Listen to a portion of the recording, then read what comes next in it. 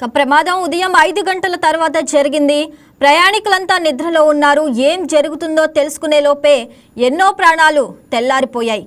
Bus ముందు భాగం నుంచి మంటలు చెలరేగడంతో ప్రయాణికులు తప్పించుకోవటం కష్టంగా మారింది. ప్రమాదం జరిగిన వెంటనే స్థానికులు ఘటనా స్థలానికి చేరి సహాయక చర్యలు చేపట్టారు. చాలా మంది ప్రయాణికులను కిటికీల నుంచి కిందకు దింపారు.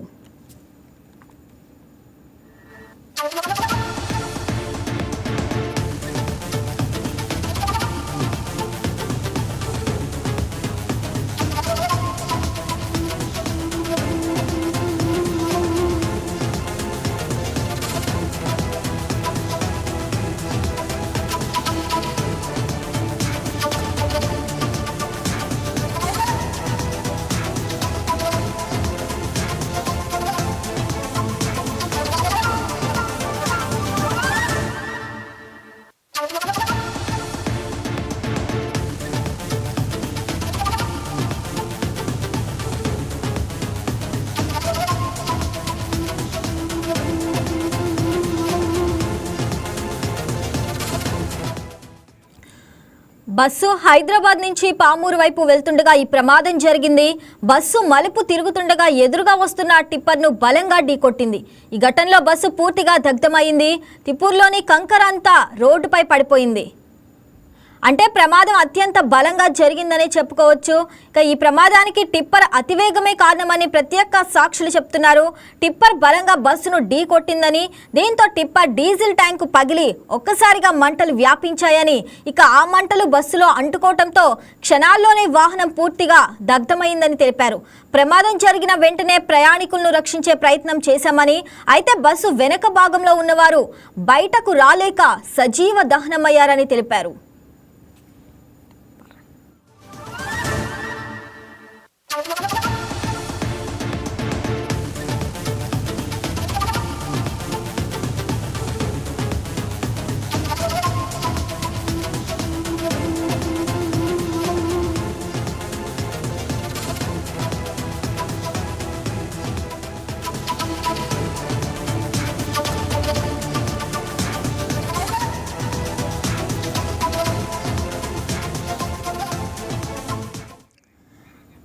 రైట్, ఇక దీనికి సంబంధించి మరింత సమాచారం మా ఎఫ్పీ బ్యూరో చీఫ్ సలాం లైవ్లో అందిస్తారు.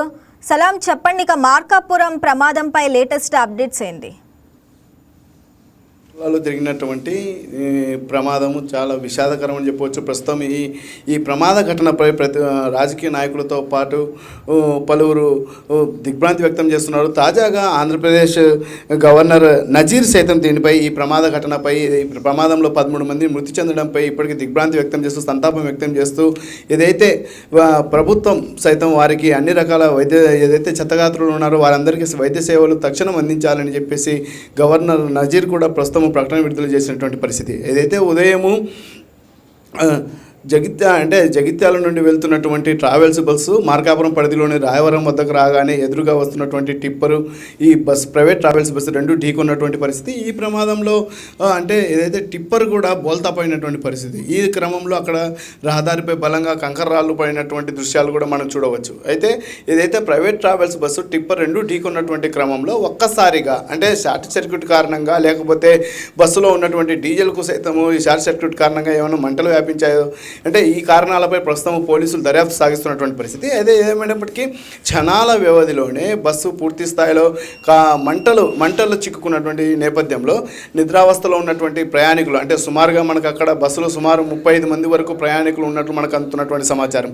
ఈ నేపథ్యంలో వెంటనే మంటల్లో చిక్కుకున్నటువంటి వారు గట్టిగా కేకలు వేస్తూ బస్సులో నుంచి దూకినట్లుగా స్థానికులు తెలుపుతున్నారు. అయితే మొత్తం మీద ఈ ప్రమాదంలో 10 మంది సజీవ దహనం కాగా మరో 3 వైద్యశాలలో చికిత్స పొందుతూ మృతి చెందినట్లు సమాచారం. అదే మరో 2 పరిస్థితి విషమంగా ఉన్నట్లు తెలుస్తోంది. అయితే మొత్తం మీద ఈ ప్రమాదం జరిగిన వెంటనే స్థానిక అధికార యంత్రాంగంతో పాటు పోలీసులు, వైద్య సిబ్బంది హుటాహుటిన ఘటనా స్థలానికి చేరుకుని ఏదైతే బస్సులో చిక్కుకున్నటువంటి వారిని తక్షణం వైద్యశాలకు, మార్కాపురం ఏరియా వైద్యశాలకు తరలించి ప్రస్తుతం చికిత్స అందిస్తున్నారు. ఈ నేపథ్యంలో ఏదైతే ఇప్పటి వరకు మార్కాపురం జిల్లా ఏర్పడిన తర్వాత తొలిగా జరిగినటువంటి ఒక పెద్ద ప్రమాదంగా దీన్ని మనం చెప్పుకోవచ్చు. అదేవిధంగా ఉమ్మడి ప్రకాశం జిల్లా జిల్లాలో ఇలాంటి పెద్ద ప్రమాదం ఇప్పటి వరకు ఎప్పుడు కానీ జరగని ఘటన ఇది. అయితే తొలిసారిగా జరిగినటువంటి ఈ ఘటనలో 10 మంది సజీవ దహనం కావడంతో స్థానిక ప్రజలతో పాటు అధికారులు సైతం స్థానిక ప్రజలు కాస్త భయాందోళన చెందారు. అయితే ఇప్పటికీ బస్సు ప్రమాద ఘటన పరిస్థితిని చూస్తే అక్కడ ఉన్నటువంటి అంటే ఈ రెండు ఏదైతే టిప్పర్ బస్సు ఢీకొన్నటువంటి తీరు అక్కడ కాస్త భయానక వాతావరణాన్ని మనకు కనిపిస్తున్నటువంటి పరిస్థితి. ఎందుకనంటే బస్సు ప్రమాద ఘటనా స్థలాన్ని ఇప్పటికే ఎస్పీ హర్షవర్ధన్ రావు సైతం పరిశీలించిన సమయంలో ఆ విజువల్స్ కూడా మనం చూడవచ్చు. అక్కడ బస్సు మొత్తము పూర్తి స్థాయిలో కాలిపోయినటువంటి పరిస్థితి. అయితే ఈ ప్రమాదంలో ఏదైతే ప్రమాదం జరిగిన వెంటనే బస్సు డ్రైవరు భయాందోళన చెంది వెంటనే అక్కడి నుంచి దూకి పరారైనట్లు మనకు అందుతున్నటువంటి సమాచారం. ఇప్పటికే పోలీసులు సైతము డ్రైవర్ కోసం గాలింపు చర్యలు చేపట్టినట్టు తెలుస్తుంది. అయితే ఏదేమైనప్పటికీ ప్రమాదం జరిగిన వెంటనే స్థానిక ఎమ్మెల్యే కందుల నారాయణ రెడ్డితో పాటు స్థానిక మార్కాపురం డిఎస్పీ నాగరాజు, సిఏ సుబ్బారావు, ఇతర సిబ్బంది కూడా ఘటనా స్థలానికి హుటాహుటిన చేరుకొని అక్కడ ఉన్నటువంటి బస్సులో చిక్కుకున్నటువంటి చెత్తగాత్రులకు వెంటనే వైద్య సేవలు తక్షణం అందేలా చర్యలు తీసుకున్నారు. ఇదే విధంగా పోలీసులు అందించినటువంటి సేవలపై ప్రస్తుతము మార్కాపురం ప్రజలు సైతం ప్రస్తుతం హర్షం వ్యక్తం చేస్తున్నటువంటి పరిస్థితి. అయితే ఏదేమైనప్పటికీ ఇప్పటికీ మృతుల సంఖ్య 13 చేరిన నేపథ్యంలో అధికారులు తీసుకున్నటువంటి ప్రత్యేక చొరవతో మృతుల సంఖ్య పెరగకుండా అధికారులు చొరవ చూపారని కూడా ప్రజలు తెలుపుతున్నారు. అయితే ఏదేమైనప్పటికీ హోంమంత్రి వంగలపూడి అనిత మరికొద్ది సేపట్లో ఘటనా స్థలాన్ని సందర్శించడంతో పాటు ఏదైతే చనిపోయినటువంటి మృతులకు ఎంత ఎక్స్గ్రేషియన్ ప్రకటిస్తారో అదేవిధంగా ఏదైతే వైద్యశాలలో ఎవరైతే ప్రస్తుతం రోగులు చికిత్స పొందుతున్నారో వారికి తక్షణ సాయం నిమిత్తం ప్రభుత్వం నుండి ఏ విధంగా ఎంత ఆర్థిక సహాయం చేస్తారనేది తెలియాల్సి ఉంది. అయితే ఇప్పటికే హోంమంత్రి వంగలపూడి అనిత ఘటనా స్థలానికి రానున్నట్లు స్థానిక అధికారులకు సమాచారం అందినటువంటి పరిస్థితి. అదేవిధంగా ప్రకాశం జిల్లాకు చెందినటువంటి రాష్ట్ర సాంఘిక సంక్షేమ శాఖ మంత్రి డాక్టర్ డోలా శ్రీ బాల వీరాంజనేయ స్వామి సైతం వైకే టీవీతో ప్రత్యేకంగా మాట్లాడడం జరిగింది. తాము మృతుల కుటుంబాలకు ఈ ప్రమాదంపై తాను దిగ్భ్రాంతి వ్యక్తమయ్యానని అది వ్యక్తం చేస్తూ మృతుల కుటుంబాలు ఏదైతే 13 మంది మృతి చెందారో వారి మృతిపై సంతాపం వ్యక్తం చేశారు. అదేవిధంగా మృతుల కుటుంబాలకు ప్రభుత్వం అండగా ఉంటుందని, ఏదైతే చెత్తగాత్రులు ఉన్నారో వారికి కూడా ప్రభుత్వం అండగా ఉంటుందని మంత్రి స్వామి తెలపడం జరిగింది. ప్రమాదం జరిగిన వెంటనే అక్కడ ఉన్నటువంటి స్థానిక మార్కాపురం జిల్లా అధికారులను, అన్ని శాఖల అధికారులను అప్రమత్తం చేసి వైద్య సేవలు తక్షణం అందించేలా చర్యలు తీసుకోవాలని చెప్పేసి ఇప్పటికే ఆదేశించడం జరిగినట్లు మంత్రి స్వామి సైతం వైకే టీవీతో ప్రత్యేకంగా మాట్లాడడం కూడా జరిగింది. అంతే స్థాయిలో సీఎం చంద్రబాబు నాయుడు ఏదైతే ప్రమాదం ఘటన జరిగిన వెంటనే సీఎం చంద్రబాబు నాయుడు సైతము వెంటనే మార్కాపురం జిల్లా అధికారులకు ఫోన్ చేసి అసలు అక్కడ ఘటన ఏ విధంగా జరిగింది, ఘటన జరగడానికి గల కారణాలను పూర్తి స్థాయిలో ఆరా తీశారు.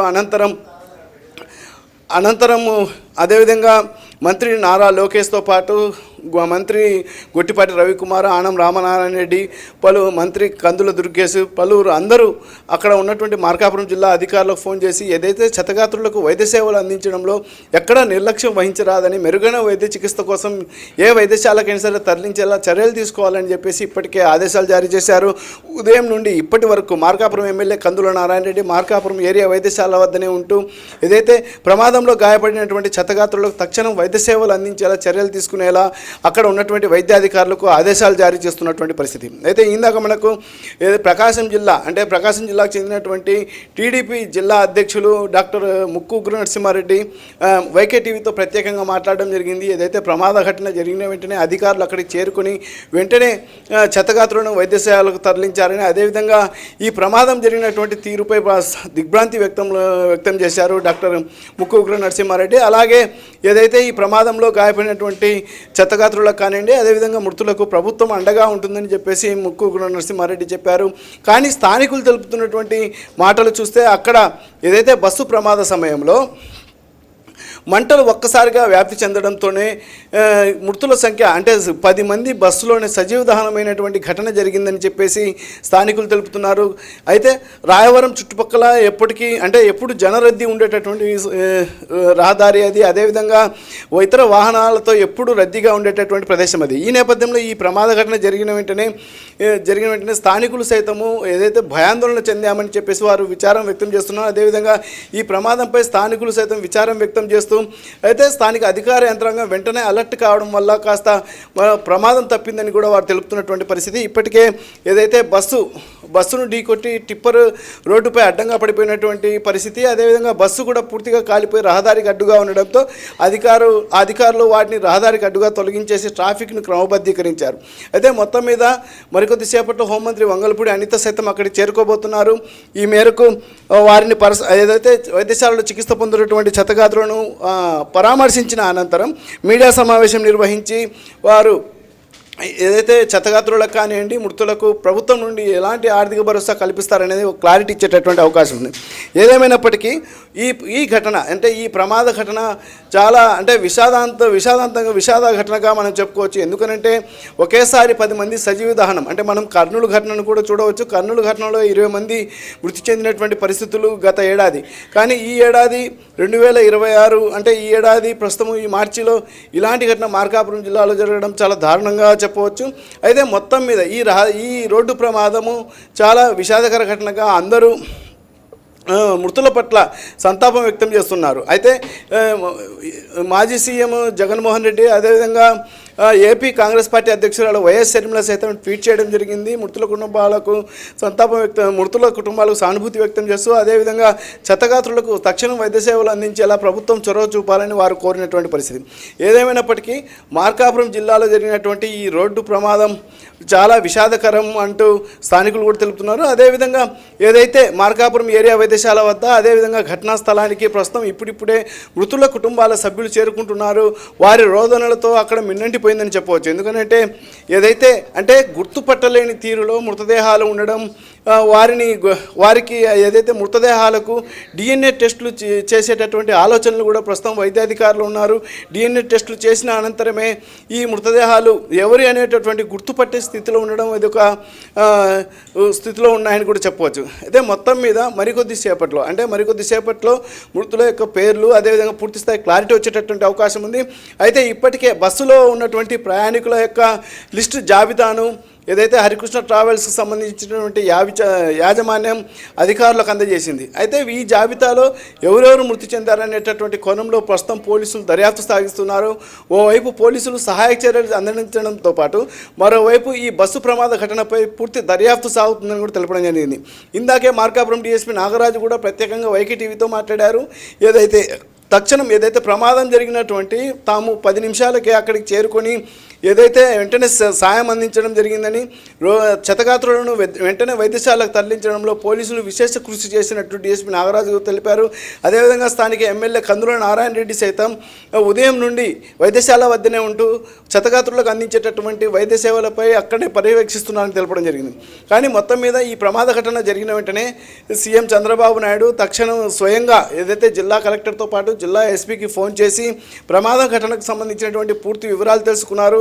అదేవిధంగా తక్షణం ఏదైతే క్షతగాత్రులకు వైద్య సేవలు అందించడంలో ఏదైనా సరే మెరుగైన వైద్య సేవలు అందించడానికి అన్ని చర్యలు తీసుకోవాలని చెప్పేసి ఇప్పటికే ఆదేశించడం జరిగింది.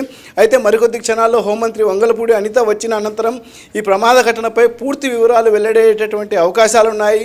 అదేవిధంగా డ్రైవర్ పారిపోయారా లేకపోతే పోలీసులు అదుపులో ఉన్నారా అనేటటువంటి క్లారిటీ కూడా వచ్చేటటువంటి అవకాశం ఉంది. రైట్ సలాం, thanks for the updates. Thank you.